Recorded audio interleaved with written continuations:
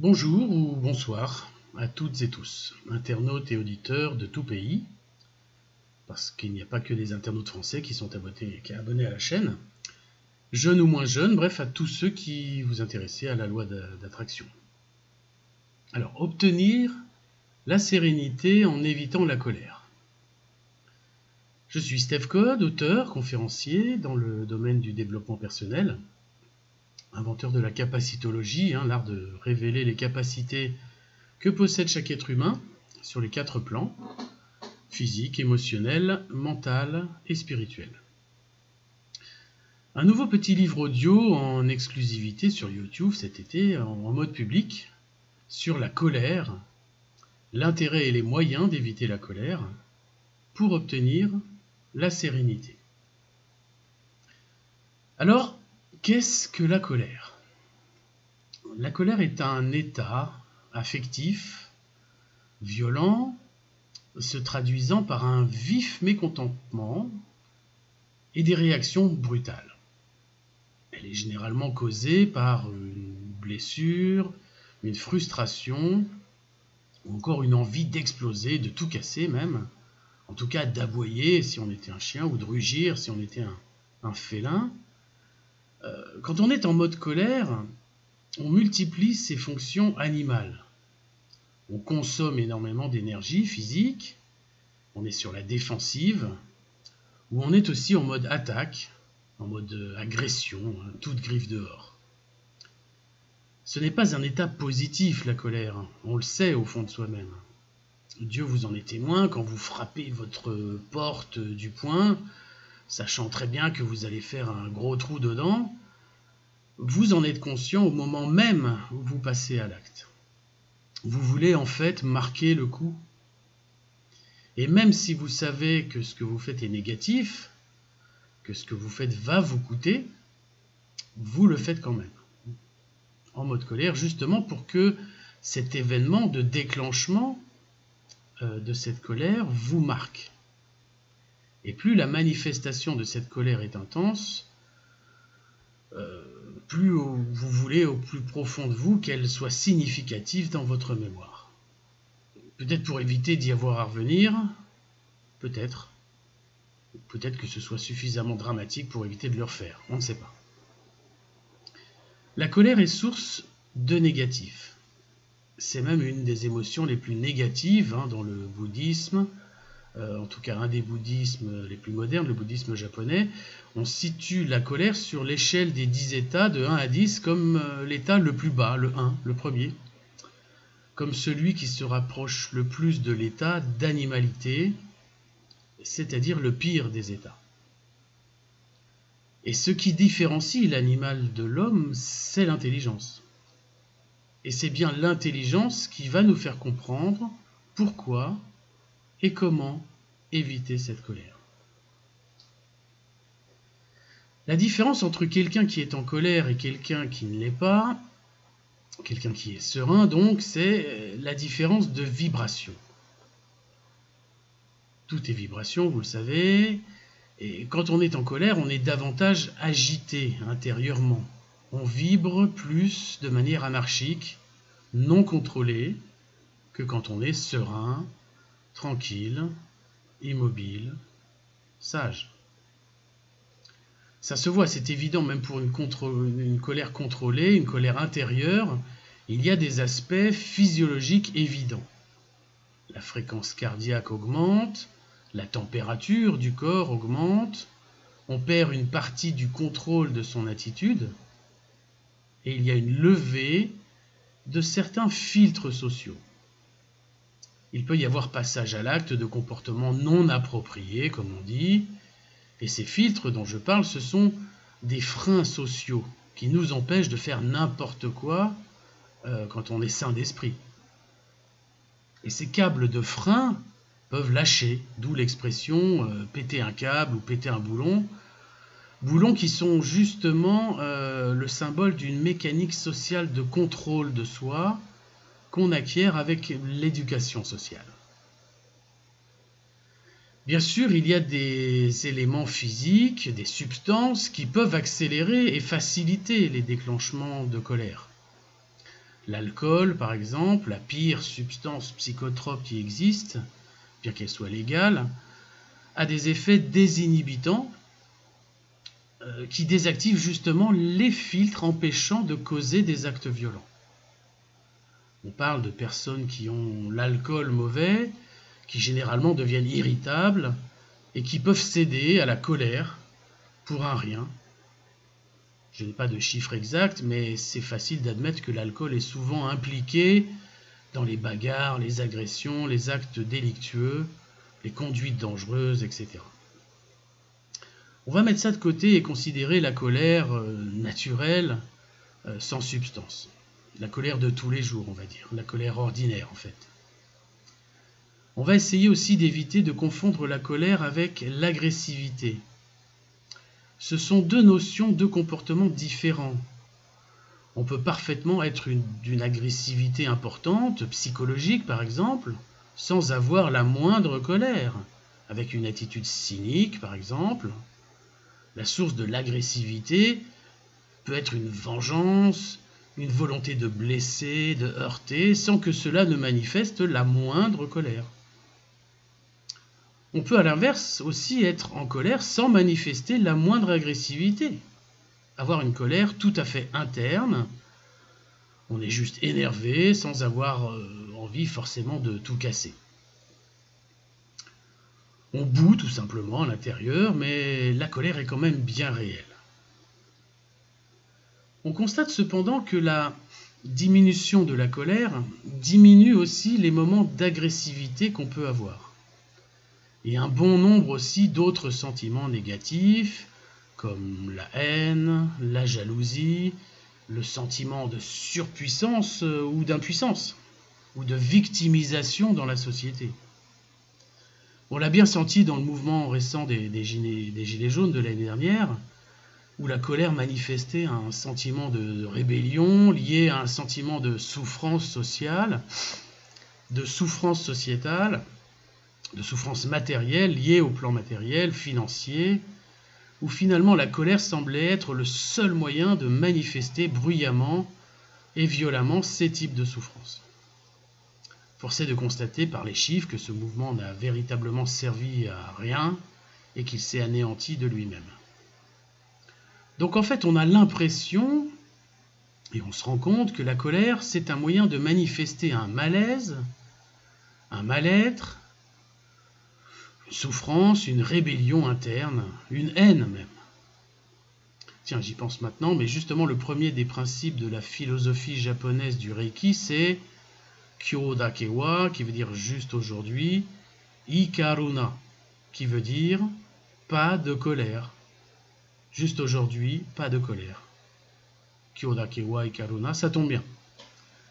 Alors, le but peut-être de ce livre audio, c'est de vous faire comprendre que la colère, c'est pas forcément le meilleur moyen d'exprimer ce qu'on a envie d'exprimer.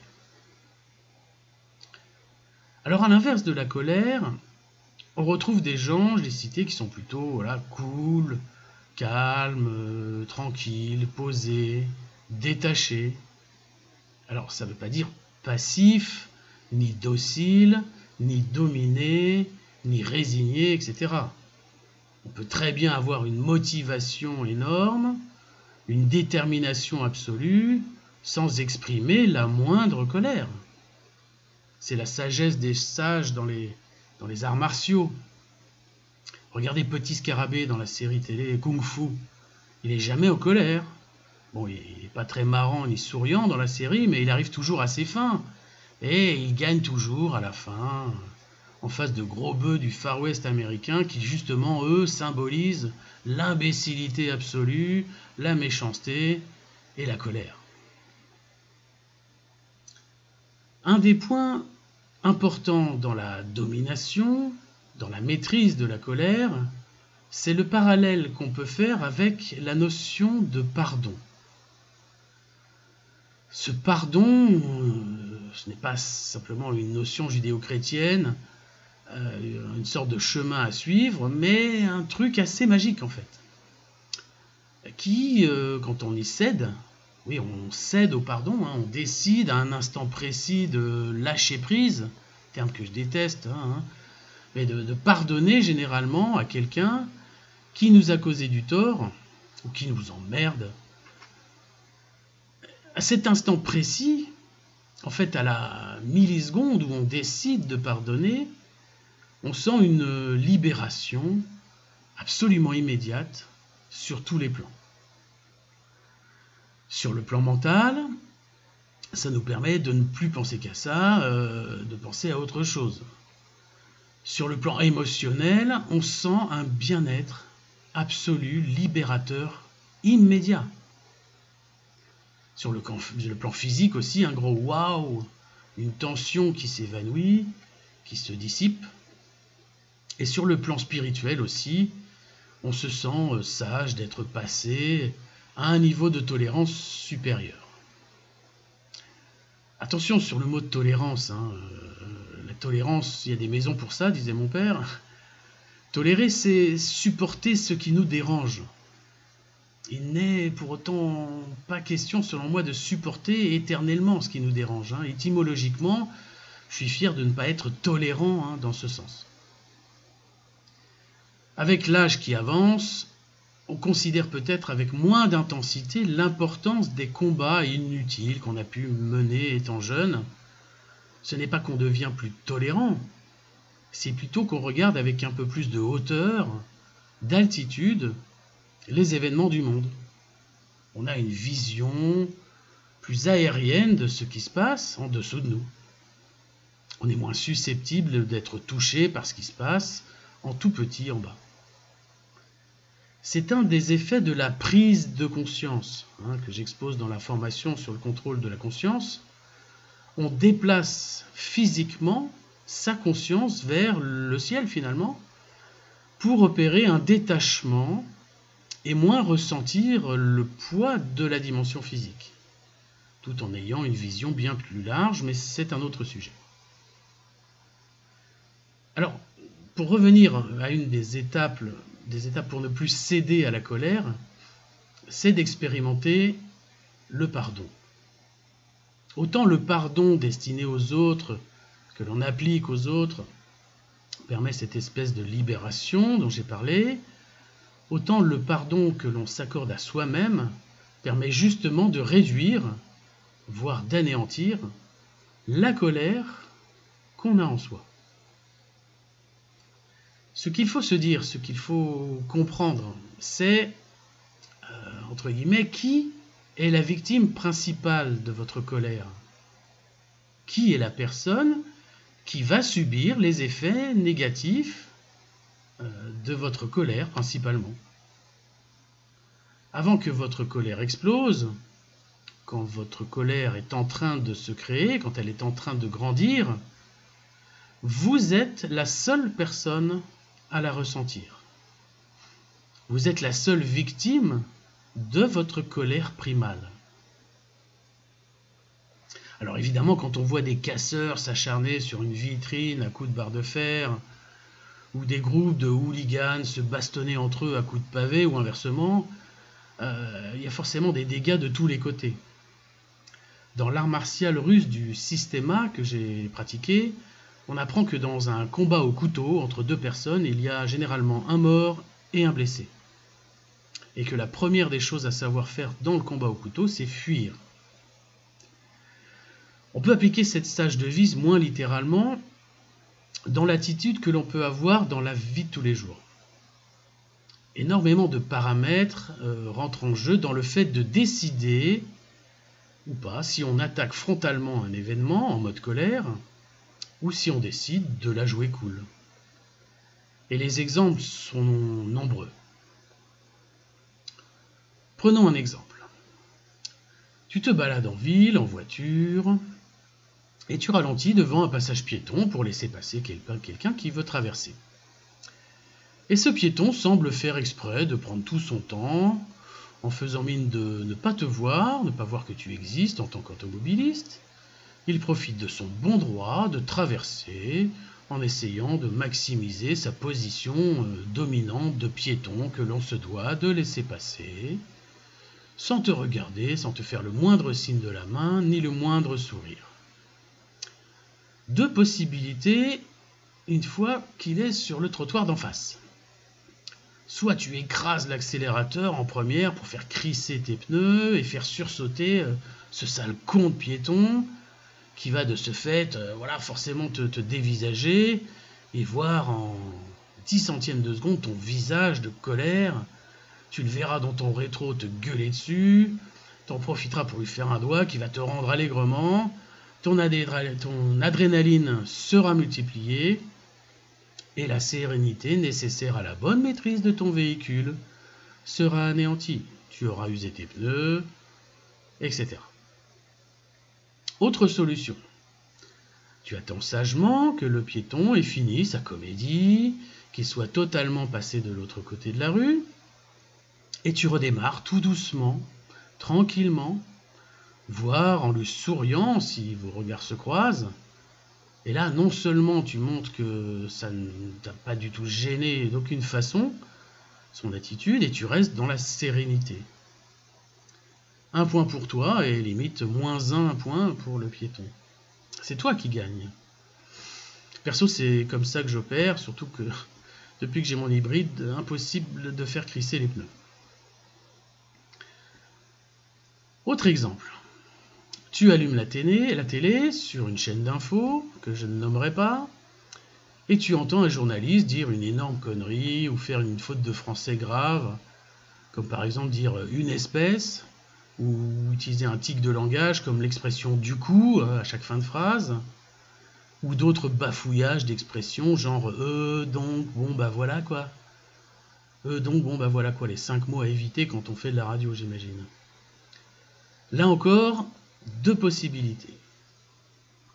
Soit tu réagis intérieurement en prenant la personne comme une abrutie finie, quelqu'un qui ferait mieux de retourner en CE2, tu te mets à lui sortir des insultes, à se foutre de lui, tu t'énerves, et comme la personne ne réagit pas, parce qu'elle est dans la télé, elle ne t'entend pas, ça t'énerve encore plus, car il y a de fortes chances que tu sois à l'affût de ces prochaines fautes de langage ou d'idées pour justifier ton comportement de colère. Autre solution, tu sais justement qu'elle ne t'entend pas. À quoi ça va servir de t'emporter? Change de chaîne. Éteins-moi cette télé. Fais autre chose. Tu le sais que les infos sont justement là pour te pourrir la vie. C'est leur boulot de journaliste de te montrer ce que tu n'as pas envie de voir, de te dire ce que tu n'as pas envie d'entendre, sans que tu puisses réagir. Si c'est ça que tu réalises, ne regarde plus la télé. Et tu verras que tu seras moins enclin à céder à ce type de colère. Autre exemple, tu marches tranquillement dans ton salon,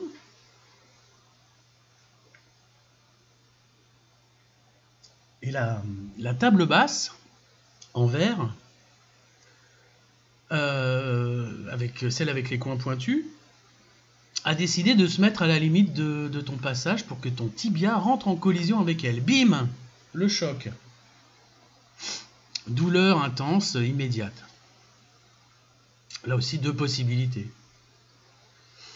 Tu gueules, tu hurles, tu exiges de savoir qui a encore déplacé cette table, alors que tu vis peut-être tout seul chez toi et que jamais la table ne s'est animée justement pour te faire chier. Et tu te venges en lui donnant un coup de pied, pieds nus.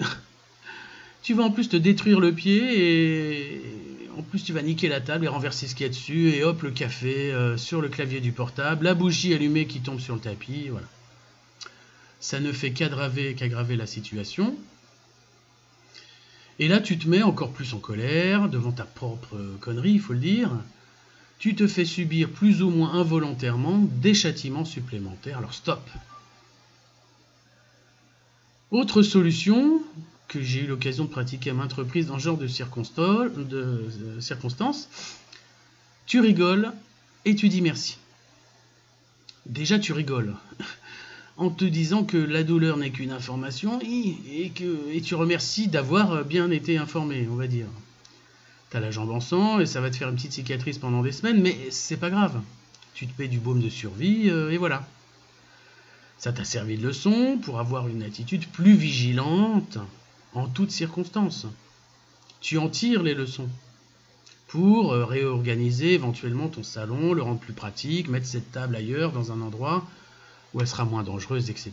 Mais tu retires tout le positif de la situation. Autre exemple, un peu plus général. Et c'est souvent là que se manifeste le plus la colère, c'est envers les gens. Envers quelqu'un de particulier, quelqu'un dont l'attitude te déplaît. Mais les gens sont différents. Tu es différent des autres. Les autres sont différents de toi. Ils peuvent avoir des attitudes, des comportements, des modes de vie qui ne correspondent pas du tout aux tiens. Tu réagis comme ça, enfin tu réagis comment en fait dans ces cas-là? Tu en es affecté, ça te dérange, tu as envie de faire changer la situation en essayant éventuellement de convaincre ton interlocuteur. Tu dépenses une énergie de fou pour faire valoir tes arguments. Tu tentes d'expliquer que le bon chemin, c'est le tien. Et de l'autre côté, la personne essaye elle aussi de te convaincre du bien fondé de son mode de pensée et d'action. Mais pourquoi faire tout ça? Pourquoi absolument tenter de convaincre? Et surtout, pourquoi se mettre dans des états de colère pour faire passer sa loi? Ton gamin ne veut pas ranger sa chambre. Il a des fréquentations qui te déplaisent. Il ne fait pas les efforts que tu juges nécessaires. Dis-lui, une fois, deux fois, sans t'énerver. Les enfants se rendent compte bien tard de la sagesse de leurs parents. Au-delà, tu perds ton temps. Tu t'énerves inutilement. Ils ont, eux aussi, un chemin à tracer, une vie à construire, et parfois en opposition frontale avec ton rôle de parent. Et c'est vrai avec n'importe qui d'autre, un conjoint, un ami, un collègue, un voisin, une rencontre, un étranger. On n'a pas le même niveau d'évolution, pas la même expérience, pas le même vécu. Tu ne peux pas exiger de remonter le niveau d'autrui au tien, et encore moins par la colère. C'est inutile, ça ne marchera pas, c'est vain, ça ne sert à rien. Des exemples, comme ça il y en a sûrement des milliards, j'aurais pu vous en citer beaucoup d'autres. On se rend compte qu'à chaque fois, la colère se donne une raison d'exister dès qu'il y a un obstacle dans sa vie. Vous rêvez peut-être d'une vie sans obstacle, mais ça n'existe pas. Le jeu de la vie qu'on mène dans cette incarnation est un chemin, justement pavé d'obstacles. Et heureusement, un chemin sans obstacles serait d'un ennui absolu. Sans obstacles, on n'aurait aucun moyen de progresser. Chaque franchissement d'obstacles, dans la sérénité, chaque résolution de problèmes, avec plus ou moins de facilité, nous fait progresser. Chaque obstacle doit nourrir nos projets. Chaque obstacle doit créer de nouvelles idées, doit être la source, l'étincelle qui crée nos projets. Sans projet, on décline. Sans projet, on se fane. Sans projet, on se met en mode attente de la mort. Ne pas céder à la colère, c'est se pardonner à soi-même. Toutes nos actions remplissent notre base de connaissances et enrichissent notre expérience. Action positive ou négative, c'est pas grave. Il y a même une part de récursivité là-dedans, car céder à la colère peut justement nous mettre en colère. Mais non, c'est pas grave. La loi d'attraction explique qu'on attire dans sa vie ce à quoi on apporte de l'importance, mais l'opposé est vrai aussi. On supprime de sa vie ce à quoi on n'apporte pas d'importance.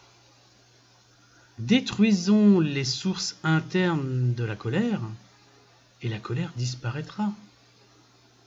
Accordez une part négligeable à la colère elle-même, et elle s'auto-détruira. détruira. On parle dans le Tao de fluidité. Pour moi, cette fluidité est notre capacité à s'adapter et à se mettre en phase avec les événements. Il y a des hauts et des bas, c'est un cycle. C'est le principe de rythme de la philosophie hermétique. Et tout est vibration, vous le savez. Alors mettez en phase vos propres vibrations avec celles que vous vivez. Se mettre en opposition de phase avec les vibrations négatives aura une chance sur 2 de la multiplier. C'est une loi physique. Alors juste pour conclure, je te redis une seule phrase. Rigole et dis merci. Donc voilà pour ce petit livre audio rapide que je voulais vous faire partager. Comme on dit souvent dans les vidéos, n'hésitez pas à vous abonner, à mettre un petit j'aime. Ça fait avancer la notoriété sur YouTube. Je vous remercie et je vous dis à bientôt pour cette fameuse formation sur le contrôle de la conscience dont je vous ai parlé au début. Quelque chose qui pourra vous intéresser, je n'en doute pas. Au revoir.